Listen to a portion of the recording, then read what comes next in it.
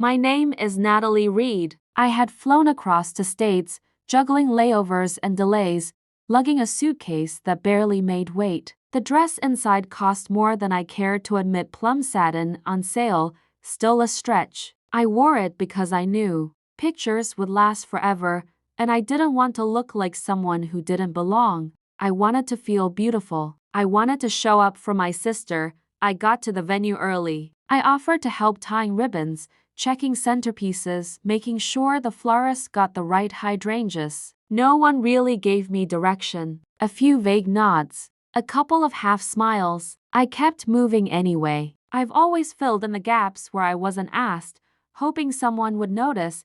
When it came time for the reception, I asked the planner where I was sitting. She blinked at her clipboard, frowned, flipped a few pages. That tight, polite smile stretched across her face. She said she'd be right back. A few minutes later, she returned and pointed toward a narrow chair pressed up near the bathroom hallway just outside the reception doors. "That's yours," she said, as if she were embarrassed to say it out loud.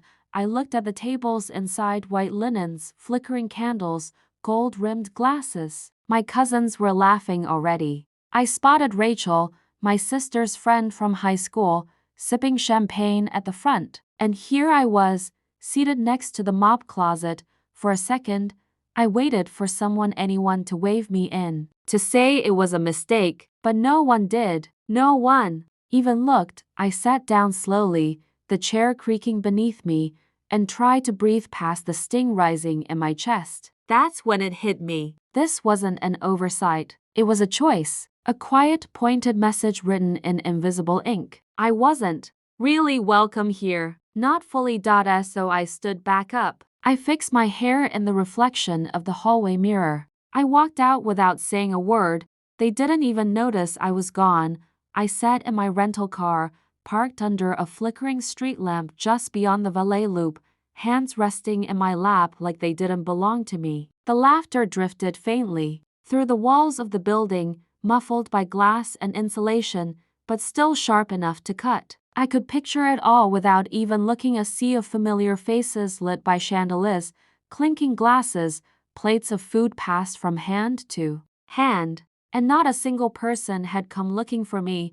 For a while, I tried to convince myself it was a mistake. Maybe the seating chart got messed up. Maybe someone thought I had arrived. No, maybe. But the planner had called me by name. She'd pointed to that lonely chair like she'd been told exactly where to place me. And I had seen the room. I had seen who got seats at the real tables: distant relatives I hadn't heard from in years, sorority sisters from a college my sister barely graduated from, people who hadn't helped, hadn't shown up, hadn't sacrificed. I thought about the group chats I wasn't added to, the planning calls I was never invited to join, the bridesmaid slots filled before I even got the news. I had brushed it off. I told myself it was okay, that I lived far, that I was busy, that I didn't need a role to feel included. But now, with the silence thick around me and the seat by the bathroom still imprinted in my memory, I realized I'd been lying to myself. This wasn't carelessness. This was exclusion dressed up in pretty paper. They hadn't forgotten me. They had dismissed me. That truth settled heavy in my stomach, but it didn't hollow me out the way I expected. It steadied me. It sobered me. I stared straight ahead at the building I had partially paid for, the walls they danced behind, the lighting I helped secure, and something inside me shifted. I didn't cry. I didn't text anyone. I just reached for my phone. It was time to remind them who made this day possible. It was about 6 weeks before the wedding when the first call came. My mother's voice was tight, brittle. She tried to sound casual, but I could hear it in her breath, that slight tremble when she's rehearsed a speech but still hates delivering it. She told me there was a mix-up with one of the vendors, something about the deposit not going through in time, and now the decorator was threatening to cancel. "It's nothing serious," she said, laughing nervously, "just a little hiccup." I remember pausing in the middle of my grocery aisle, hands still resting on a can of beans, heart already knowing where this was headed. I told her I could send something over to help cover it, And I did too, wired that night, no questions asked. She thanked me quickly, awkwardly, like she was embarrassed by her own relief.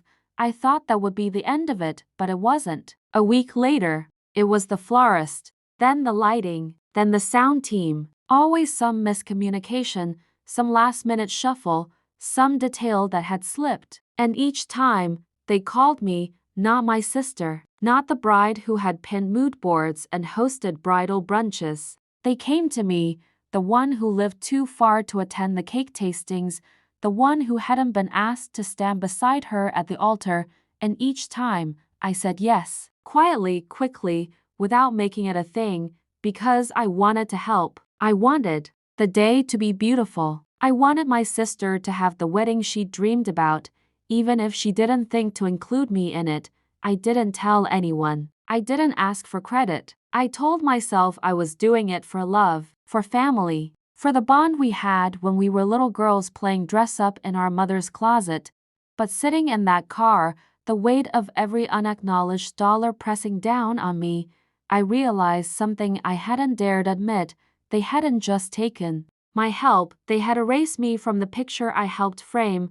There's a certain kind of pain that doesn't come with yelling or slammed doors. It just settles in quietly, like smoke in your lungs, and stays there. That's what I felt sitting in the car, watching the golden light of the venue spill onto the sidewalk, knowing full well I had helped pay for that glow, knowing my name wasn't on a single place card inside, knowing I hadn't even made the fringe of their celebration. It wasn't just about the chair outside the reception hall. That was just the final nudge. The truth is, the exclusion had been happening for months, maybe longer. The kind of slow fade you don't notice until you're already out of frame. I had blamed distance, time, even myself. But the chair by the restrooms made it impossible to pretend anymore.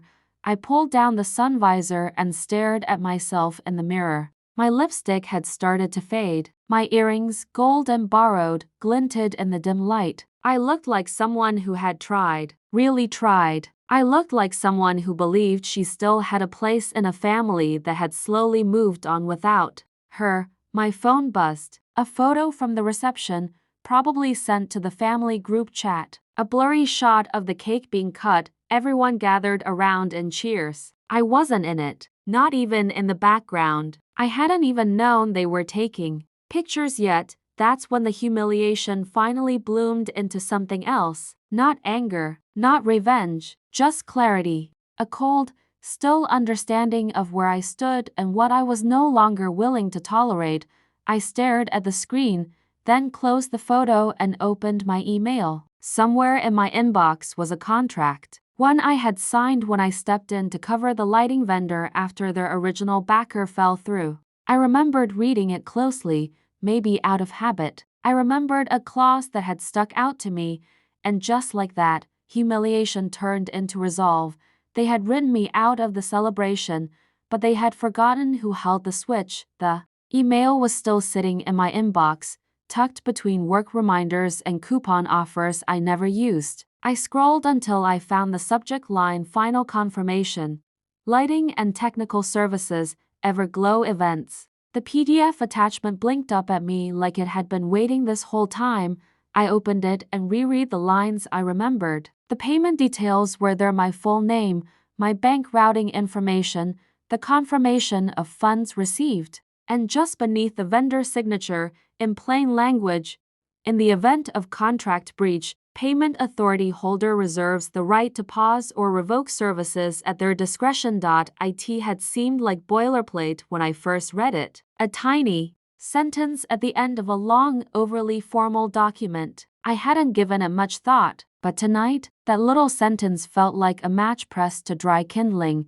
I didn't rush. I read it twice, then a third time, letting the words settle into my bones. This wasn't about payback. It wasn't about being petty. It was about being erased over and over, until the only power left was the one they had handed me unknowingly. I dialed the number listed at the top of the contract. A man answered. Tom. I remembered him from the calls. I kept my voice even, respectful. I told him my name, referenced the clause, and said I wanted to pause lighting and sound services due to a breach of good faith expectations. He hesitated, asked if I was sure. I said I was. He confirmed it would take just a few seconds to shut things down remotely. I thanked him, then I hung up. It was quiet in the car, the kind of quiet that feels like a held breath. I sat there, alone in my plum dress, and waited. I didn't feel triumphant. I didn't feel guilty either. What I felt was stillness. They hadn't wanted me in the room, but they were about to feel what it meant to have me step out. It began with the lights. Not all at once, but in waves. Soft glows above the sweetheart table flickered out, casting the bride and groom in strange shadow. The blush-colored uplighting along the walls began to pulse, then died, leaving only the cool overhead fixtures that made everything feel clinical and bare. For a moment, people probably thought it was part of the program, a lighting change, maybe a surprise announcement. Then the music cut, mid-song, mid-laugh, mid-toast maybe. Silence poured in like water through a broken dam. I imagined it filling the space, settling into the awkward pause, the forced smiles beginning to falter, the DJ tapping his mic, the event coordinator checking wires, the bride turning to anyone for an explanation.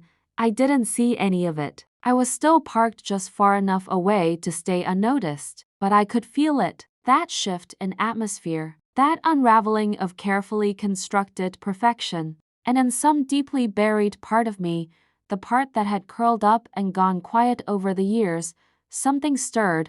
I imagined my father rising from his chair, confused, my mother whispering sharp things into someone's ear, my sister stunned, furious, eyes scanning the room for a culprit she wouldn't find. They'd blame the vendor, they'd scramble, they'd check fuses and call the tech team, and eventually, they'd come looking for answers. Maybe not right away, maybe not even tonight, but the realization would land, because no one else had signed that contract. No one else had covered the cost when their plan fell short. No one else had the right to pull the plug, just me. I leaned back against the headrest and stared out the windshield, watching the soft dance of shadows against the windows. I didn't smile. I didn't cry. I just exhaled. They had built their fantasy. I had paid for its shine, and now, without me, they were sitting in the dark. It didn't take long for someone to come outside. I saw her through the rearview mirror, heels clicking fast against the pavement, earpiece in, clipboard clutched tight against her chest. The same planner who had shown me to my chair by the restrooms. She looked rattled, flustered in a way that told me the timeline had just exploded and none of her backup plans were working. I watched her scan the lot, lips moving into a phone pressed hard against her ear. I stepped out of the car before she could spot me. Her eyes widened the second she saw me standing there, calm and still in the moonlight, like I hadn't just watched her whole reception lose power from 50 feet away. "Miss Reed," she said, trying for professional, but her voice was shaking. "There's been an issue with the lighting and sound. Do you happen to?" I held up my phone, opened the contract, tapped the clause, her breath caught. She looked down, reading the section in silence, her cheeks flushing a deeper shade with every line. Then, finally, she looked back at me. I didn't realize, she whispered. I nodded. Most people don't. There wasn't anger in my voice. No threat. I wasn't here to cause a scene. I had no interest in drama. I just wanted the truth acknowledged out loud, without hiding behind assumptions or politeness. "I paid for the technical services," I said evenly. "Not all of them, but enough to hold the authority, enough to have my name on that dotted line. So when I was placed by the restroom tonight, it felt like maybe my presence wasn't valued." She looked horrified, apologetic in a way I hadn't seen all evening. "But I wasn't doing this for her. Please let them know," I continued, "that I'll authorize restoration as soon as anyone can explain to me why I wasn't offered a seat at the table I helped light." Her nod was slow. She turned and walked back inside, heels slower this time. I stood there in the quiet, wrapped in stillness, and waited, not for revenge, for recognition. She came out first, my mother, fast, worried, arms crossed tightly over her chest like she was bracing for a gust of wind. I could tell from her face that the planner had told her. She didn't even try to mask the panic. I hadn't seen that look since I was a teenager, and she thought I was about to wreck my future. But now, it wasn't about a mistake I might make. It was about a mess they had made and could no longer ignore. "Natalie," she started, the word breathy and urgent. "What are you doing?" I let her come closer. I didn't flinch. I didn't drop my eyes. I wanted her to look at me really. Look and see the woman who had been standing quietly at the edges for years. "I'm holding people accountable," I said. "That's all." She shook her head. "This isn't the time. This is your sister's wedding." I felt something in me tighten. Exactly. And even at my sister's wedding, even after paying for part of it, I was given a seat by the bathrooms. "You know that wasn't an accident." Her mouth opened like she wanted to protest, but nothing came out. Because there was nothing to say. We both knew the truth had teeth, and she couldn't outrun them tonight. Then came my sister Dot in her gown. Makeup just starting to smear, confusion and fury warring on her face. "Why would you do this?" she asked, as if I'd thrown paint on the walls. I stared at her, not with malice, but with a kind of tired love that hurt more than hate ever could. "I didn't ask for credit. I didn't ask to be honored. I just wanted a place. And instead, you gave me the hallway." Silence. "I didn't cut the lights to ruin your night," I said quietly. "I cut them so you'd remember who turned them on." No one spoke, because the truth doesn't need to yell. It just needs to be said. They stood in front of me, my mother and sister, faces drawn tight in disbelief at me, at themselves, at the night suddenly teetering on its edge. The planner hovered nearby, eyes darting nervously between us, but I barely noticed. Everything else had faded. It was just the three of us now, all the years between us rising to the surface. "I don't want an apology," I said, my voice low but steady. "I'm not here for theatrics. I just want acknowledgement. You don't get to build a celebration on someone's back and then pretend they were never part of it." My mother's voice cracked as she tried to explain. "We didn't think you'd mind. You live so far away. We figured you wouldn't want to be involved like that." I let the words sink in. Wouldn't want to be involved. As if I hadn't been waiting for an invitation that never came. As if distance meant disinterest. As if they'd convinced themselves I was better suited to watching from the wings. "I never asked to be the center of anything," I replied. "But I thought I'd earned a seat at the table. Not as a guest. Not even as a sister, just as someone who gave, who cared enough to show up when things were falling apart." My sister's eyes glistened. I don't think she had ever truly seen me until now. Maybe it was easier that way, keeping me on the periphery, calling it independence, not exclusion. "You can have your wedding," I told them. "You can have the lights, the music, the sparkle, but not until you say it out loud, that I mattered, that this day wasn't built alone." The words hung in the air, heavy and unmoving. For the first time all night, no one looked away. Power didn't come from vengeance. It came from being undeniable. They said it eventually, quietly, clumsily. My sister's voice wavered, and my mother kept looking at the ground, like the words themselves were too heavy to hold. But they said it, that I mattered, that they should have included me, that they saw what I did now, even if they hadn't then. It wasn't grand. It wasn't emotional in the way I used to imagine reconciliation might be, but it was real, honest, and that, more than anything, felt like enough. I nodded once and turned back toward my car. They didn't follow. Maybe they knew better than to ask me to come inside now, not after everything. Or maybe they finally realized that being included at the end was no substitute for being welcomed from the beginning. The night air had cooled. My dress clung to my skin in all the wrong places, but I didn't care. My heels ached, and I could feel a blister blooming behind my ankle, but I kept walking. Not because I was angry, not because I was hurt, but because I was done.